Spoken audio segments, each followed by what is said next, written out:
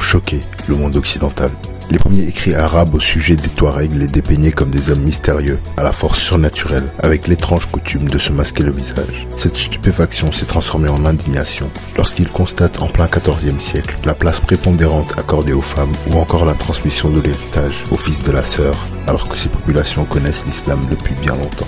Lorsque les premiers explorateurs européens les rencontrent, la force mystérieuse des guerriers du désert, la liberté de leurs femmes, le manque d'orthodoxie islamique deviennent des caractéristiques estimées efficaces pour lutter contre les forces politiques islamiques en place. Dans le contexte colonial du XIXe siècle, certains auteurs leur inventent une origine non africaine, jusqu'à l'idée que les Touaregs descendraient de chevaliers européens partis en croisade. Les Occidentaux construisent alors une image de berbères de souche occidentale qui pourraient être de bons vecteurs de civilisation de l'Afrique du Nord. En 1879, le lieutenant-colonel Paul Flatters a 47 ans lorsqu'il est chargé par le ministère des Travaux d'une exploration pour rechercher un tracé devant aboutir dans le Soudan, entre le Niger et le lac Tchad.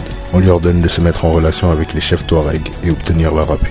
La réponse du chef de la Hagar, qui s'appelait à l'époque Aïtagel, est sans équivoque. Il écrit au colonel le message suivant. « Vous nous avez dit de vous ouvrir la porte. Nous ne vous l'ouvrirons pas. » Cette première mission se solde alors par un échec. Le colonel Flatters retente sa chance en octobre 1880. Sa colonne parcourt les territoires de la Hagar et de la Djer. Mais ils seront massacrés le 16 février 1881 par les Touaregs hostiles à leur avancée. Un nouveau portrait du Touareg émerge alors dans la presse européenne. Ils sont taxés de tous les attributs de la sauvagerie. Manque d'organisation sociale, manque de culture, manque de rationalité, de morale et de parole. Tandis que la méfiance des Sahariens s'accroît et que leur opposition aux manœuvres étrangères se durcit, l'occupation par les militaires français des grands ports caravaniers comme Tombouctou en 1894 et Insala en 1899 ne laisse plus de doute sur les intentions des puissances extérieures. Les affrontements armés se multiplient et les Touaregs remportent les premières grâce à leur audace. Mais l'inégalité des armes est trop importante. Se succèdent alors plusieurs défaites sanglantes. La tactique du diviser pour mieux régner se met en place. En 1902, à la bataille de Tite,